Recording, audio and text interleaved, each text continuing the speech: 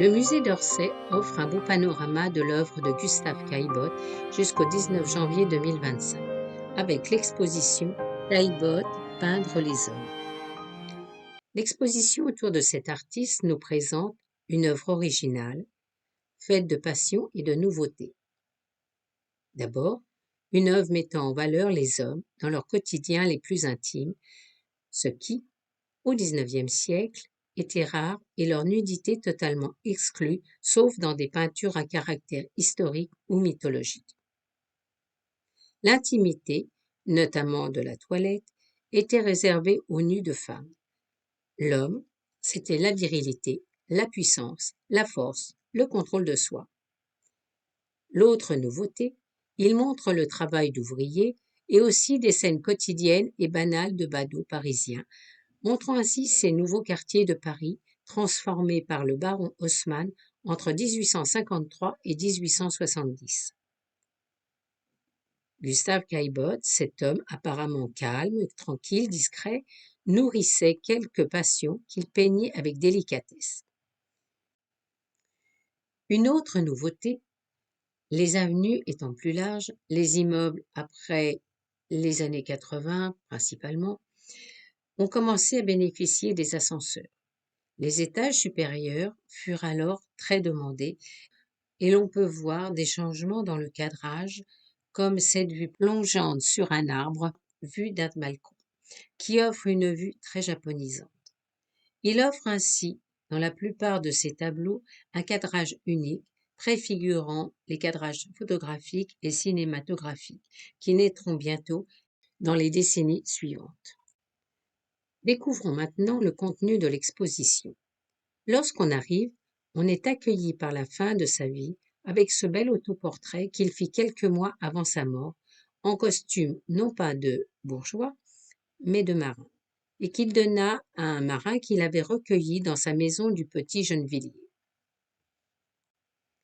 Dès le début, car il existe plusieurs œuvres faites dans la propriété de ses parents à Hyères, de sa famille et de ses amis, alors qu'il était encore jeune, et nous constatons deux bases de son travail, qui vont se retrouver régulièrement dans sa peinture, à savoir le souci de peindre la réalité, qu'elle soit crue ou délicate, avec de nombreux détails, parfois avec un brin d'humour, comme ce tableau qui est présenté au début de l'exposition, fait lors de son incorporation à la défense de Paris dans la guerre franco-prussienne entre 1870 et 1871 dans le parc de la propriété à Hyères.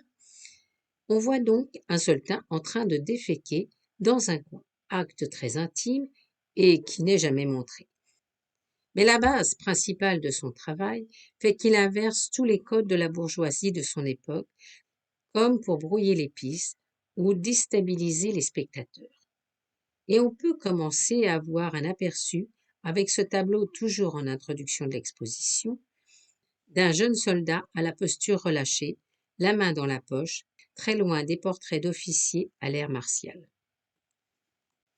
Gustave Caillebotte, tout comme Manet et Degas, commença par des études de droit qu'il finit puisqu'il obtint son diplôme en 1870, avant son incorporation.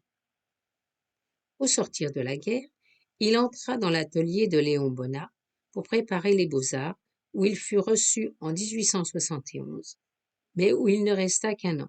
Par contre, cela le forma à un travail académique qu'il poursuivra tout au long de sa carrière. Comme Degas qu'il connaîtra par l'entremise de son ami Giuseppe de Nittis, qu'il alla voir lors de ses voyages à Naples en 1872 et 1875, il commença par peindre sa famille et ses amis. On peut ainsi admirer sa dextérité dans les tableaux, le billard, dans lequel un personnage n'a pas été représenté, peut-être la place pour son père mort l'année précédente, ou le déjeuner, un moment sérieux, voire sinistre, d'intimité familiale, où chacun est absorbé dans l'acte de manger sans qu'il n'y ait visiblement d'échange. Seule la vaisselle brille et offre un moment de lumière. Il nous présente aussi son jeune frère René, de dos, devant la fenêtre, regardant la rue, et peut-être la vie. L'air assuré, certes, mais se posant peut-être de nombreuses questions sur le sens de sa vie, puisqu'il va se suicider pour avoir fait des dettes de jeu et avoir participé à un duel. Il nous montre par là une jeunesse dorée, aisée, et pourtant qui s'ennuie et qui finit par faire n'importe quoi. Gustave Caillebotte, cet homme d'1,67 m, brun, aux yeux marrons, élargit ses intérêts par deux thématiques, celle des ouvriers et celle des promeneurs dans ces quartiers nouveaux et rénovés des 8e et 9e arrondissements de Paris. Pour le salon de 1875, il présenta Les Raboteurs de Parquet, une scène d'un travail pénible, enrichi par la lumière se reflétant sur le dos en sueur des ouvriers et sur le parquet brillant. Le tableau sera refusé au salon et plus tard sera jugé vulgaire par certains spectateurs. Le mouvement impressionniste était né en 1874 et il se tourna vers eux, qui l'accueillirent chaleureusement et où il retrouva Degas, son ami, et il exposera sa toile au Salon des impressionnistes de 1876. Et comme le thème l'inspirait, il en fit un deuxième. Riche, il ira plus loin, il aidera de nombreux peintres en leur achetant des tableaux, comme Renoir, Sisley, Monet, etc. Et il organisera les salons de 1877, 1879, 1880 et 1882. Il continuera dans sa thématique des ouvriers avec ce tableau Peintre en bâtiment, où l'on peut voir ces ouvriers en blouse large et blanche au premier plan, qui travaillent à peindre une boutique, et en arrière-plan, ces petits personnages issus de la bourgeoisie dans leurs vêtements sombres, pressés et affairés. La scène représente une large rue haussmannienne, baignée d'une grande luminosité, certes pâle, mais ajoutée à la perspective, ce qui a pour effet d'agrandir encore l'avenue. Nous remarquons qu'un des peintres porte un canotier, symbole de la société des loisirs naissants. Gustave Caillebotte, dans ses tableaux, privilégia toujours les grandes perspectives et des tableaux lumineux. Il innova par la modernité de ses sujets, notamment le fait de peindre des hommes, presque uniquement que des hommes, et par là il bouscula les codes des thématiques de son époque. Peu de femmes dans sa peinture, sinon sa cousine et la compagne qui partagea sa vie, Charlotte Berthier. De par sa formation, Gustave Caillebotte développa un art soigné, bien préparé, où tout était étudié, fait et refait par des peintures et des dessins préparatoires. L'enseignement du nu était une base, et d'ailleurs aujourd'hui, tant aux Beaux-Arts que dans des ateliers privés, c'est toujours le cas. L'exposition nous propose d'admirer tout ce travail par de nombreux dessins et peintures préparatoires, tant de sa famille que pour les raboteurs, que pour les peintres en bâtiment, où chaque posture, chaque geste est habilement exécuté, revu, retravaillé, jusqu'à la perfection de la toile achevée. Gustave et son frère Martial vécurent longtemps ensemble dans différents endroits des quartiers haussmanniens du 8e et 9e arrondissement. Né rue du Faubourg Saint-Denis, où son père avait boutique, le lit militaire, où il vendait du drap pour l'armée et où il fit fortune, ils vécurent ensuite dans un hôtel particulier, rue de Lisbonne, ou encore rue de Miromesnil, pour venir s'établir enfin au 31 boulevard Haussmann, en partageant les étés dans la maison de leur mère à Hyères, avant qu'ils la vendent, pour se fixer au petit Gennevilliers au bord de la Seine pour vivre leur passion de la régate. L'exposition met en lumière la ressemblance et l'opposition des modes vestimentaires entre les bourgeois et les ouvriers, notamment des peintres ou des domestiques. Pour les bourgeois strictement serrés dans leurs vêtements sombres, avec leurs chapeaux notamment les hautes formes, contrairement aux peintres, à la large blouse ou à la veste souple et de couleur souvent bleue, comme dans le tableau Le Pont de l'Europe, ou avec ces deux tableaux peints en pied représentant le bourgeois dandy et le valet. Tous deux ont presque le même costume noir et relativement strict. Sauf que pour le dandy bourgeois, on aperçoit la chaîne d'une montre en or, les gants de peau souple, une canne, laissée nonchalamment sur l'épaule, un journal glissé négligemment dans son gilet, et tout cela dans une attitude très décontractée. Quant au valet, juste une attitude sobre, dans une redingote noire, sans aucun signe extérieur de richesse. Les dandys désabusés et les artistes que l'on peut retrouver dans la toile dans un café, dont on voit un homme, peut-être un ami de Caillebotte, qui pose dans une attitude de pilier de café, probablement le café de la Nouvelle Athènes où les artistes aimaient à se retrouver. On y voit un homme donc au premier plan qui regarde d'autres hommes attablés, peut-être déjà dans les affres de l'alcool, peut-être dus par des soucis ou l'ennui, mais nous les voyons à travers un miroir.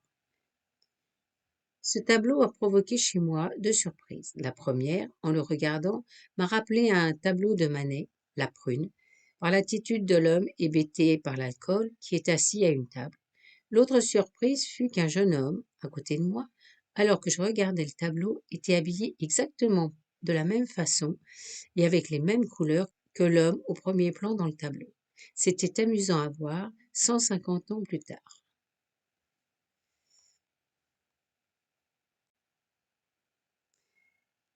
Tous ces tableaux mettent en évidence les oppositions de classe par le vêtement et les attitudes qui singularisent les différentes conditions sociales. Mais bien qu'opposition, Gustave Caillebotte n'eut aucune revendication sociale ni politique et ne peignit jamais la misère du peuple de Paris. Une autre grande œuvre de Gustave Caillebotte, inscrite presque dans la mémoire collective, est le tableau Le Pont de l'Europe, marquant un des fleurons de l'industrie du XIXe siècle. Nous pouvons voir la masse sombre du pont, bien qu'ajourée, en opposition au trottoir ensoleillé, avec les personnages bourgeois toujours en sombre et les ouvriers en teinte plus claire et aux vêtements plus souples, offrant de plus grandes libertés de mouvement, qu'il peint assez régulièrement dans des tons de bleu. Le bleu était une couleur que Gustave Caillebotte aimait bien et qu'il utilisait souvent, voire même trop souvent, au regard de ses amis. Quant aux femmes dans ces tableaux, car il y a quelques femmes, mais elles ne sont pas mises en valeur par la couleur, comme dans les tableaux de Degas ou de Manet. Là, toutes les femmes sont habillées, comme leurs maris, dans des teintes sombres, même dans les tableaux représentant les fleurs, où la robe est peinte dans un bleu foncé. Mais peut-être était-ce parce que le noir montrait le statut social et la puissance de l'argent, ou peut-être, comme disait ma grand-mère, qu'il y avait tellement de deuil que les femmes portaient presque toujours du noir. Visiblement, ce qu'on peut entreapercevoir dans l'exposition était que Gustave Caillebotte n'avait ni la rigidité morale et physique des grands bourgeois, ni l'étroitesse d'esprit, et visiblement il aimait la liberté, liberté de mouvement, liberté d'agir comme il l'entendait, et dans cet état d'esprit, il rejeta les codes de la bourgeoisie. Il osa même vivre avec une femme sans être marié, ce qui choqua profondément certaines personnes de son entourage, comme sa belle-sœur. Mais outre cela, il offre dans ses tableaux des détails et si on sait les voir, propose parfois un grain d'humour, comme les personnages en arrière-plan du tableau Rue de Paris, temps de pluie. On retrouve un parapluie qui se retourne, un ouvrier du bâtiment avec son échelle, une femme du peuple fermant ou ouvrant son parapluie, voir les détails de la voilette de la femme. Un bijou qu'il faut savoir regarder de loin, mais aussi de très près. La visite se poursuit avec de nombreux portraits d'hommes. D'abord, les hommes au balcon, où l'on peut voir des parties de ces lieux qui existent toujours sur les grands boulevards, puis une salle où l'on peut voir ses amis qu'il a peints assis dans de confortables fauteuils. Quelques tableaux reflètent plus d'intérêt, comme la partie de Bézigue, où il peint un groupe d'hommes dans lequel on peut voir son frère Martial, ou encore dans ce tableau appelé intérieur, où il renverse les attitudes attribuées aux femmes, comme lire un livre allongé, ou celle d'un homme en train de lire un journal assis. Or, là, c'est la femme qui lit le journal assise et l'homme qui lit un livre allongé, et donc ainsi ose montrer une faiblesse et un laisser-aller. Dans cet autoportrait, on retrouve le miroir, où Gustave Caillebotte se regarde pour se peindre. On peut voir à l'arrière un homme mollement assis en train de lire sur un canapé que l'on retrouve assez souvent. Mais surtout, on peut voir le tableau de Renoir, Bal au Moulin de la Galette, et ainsi être témoin de son rôle de collectionneur. On peut également percevoir une sorte de flou ou une atmosphère tamisée que l'on retrouve parfois dans certains de ses tableaux, comme par exemple le billard, le déjeuner, voire les peintres en bâtiment, ainsi que d'autres. Mais nous voici dans une salle où notre regard est attiré par trois superbes nus, deux nus d'hommes à leur toilette et un nu de femme allongé. Là aussi, Gustave Caillebotte innova en inversant les codes et s'offrit des libertés picturales, puisque le nu à la toilette était réservé à la femme et l'on ne présentait pas les hommes dans leur intimité, prouvant par là leur fragilité et leur faiblesse. Nous pouvons donc contempler deux superbes tableaux de nus d'hommes à leur toilette avec hommes s'essuyant la jambe et hommes au bain. On peut quand même supposer qu'il a eu une pudeur, car l'on ne voit pas le sexe de l'homme. Par contre, dans le superbe nu de la femme allongée, son sexe est montré, et c'est le visage qui est plus ou moins caché, comme une ultime marque de pudeur, contrairement au nu de Manet, Olympia, où la femme montre son visage mais cache son sexe. Voir tous ces portraits d'hommes, on finit par se poser des questions sur sa sexualité. Mais est-ce là l'important? Et il a tellement pris soin de tout brouiller dans ses compositions qu'en fait, il a fini par préserver sa vie intime. Tout comme Degas d'ailleurs. On finit par ne plus savoir, et peut-être est-ce très bien, car ainsi il ne reste qu'une chose essentielle, son œuvre.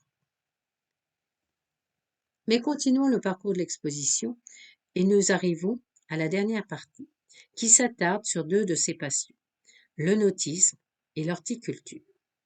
Sa peinture, qui jusqu'ici offrait des thèmes de ville, avec des oppositions de couleurs blanc-gris, gris-bleu et noir, symbolisant l'austérité apparente de la bourgeoisie, se transforme soudain en une symphonie de couleurs, peut-être sur les conseils de ses amis impressionnistes.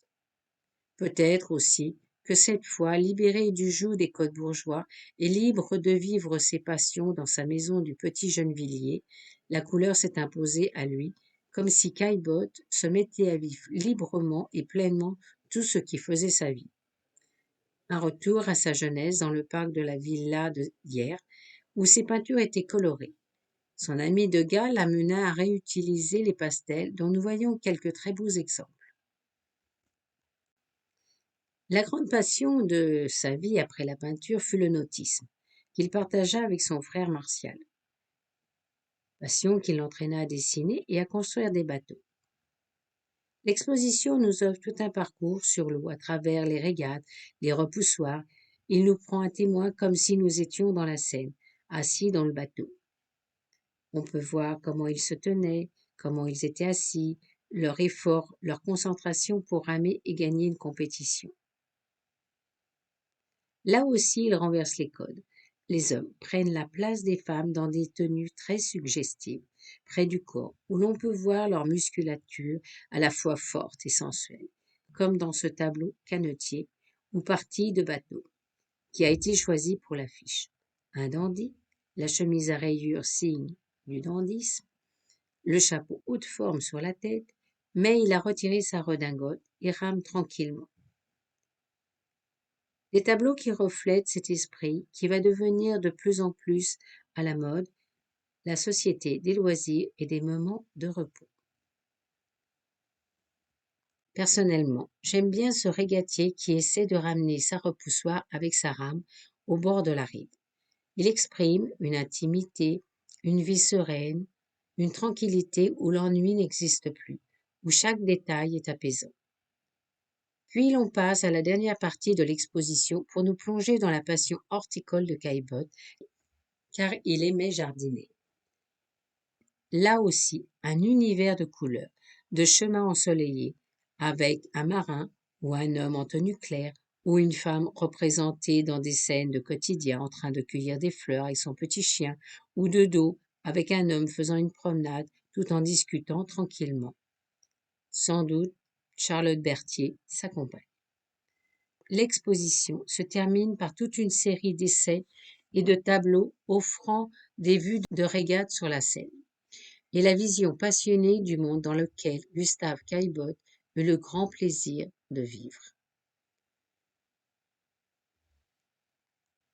Une belle exposition, certes, intéressante, une exposition où l'on découvre un homme sensible et qui cherche à travers ses passions à échapper au carcan de la bourgeoisie. Mais une exposition gâchée par le nombre de visiteurs et qui fait qu'on ne voit plus les œuvres. Une exposition qui est fatigante à force d'être bruyante. Mais si l'on veut s'épargner les désagréments et ne rien voir, le mieux est d'acheter le livre de l'exposition. Vous pourrez ainsi voir toutes les œuvres tranquillement et apprendre à connaître ce merveilleux peintre et tout ce qu'il nous offre en témoignage de ce Paris haussmannien et de la vie d'un artiste bourgeois en cette fin du XIXe siècle. Pour compléter votre connaissance de ce peintre, vous pouvez vous rendre à la maison Caillebotte à Hyères. Vous vous retrouverez dans la maison et le jardin où il a vécu et où les passions de cet homme généreux et talentueux ont commencé à éclore.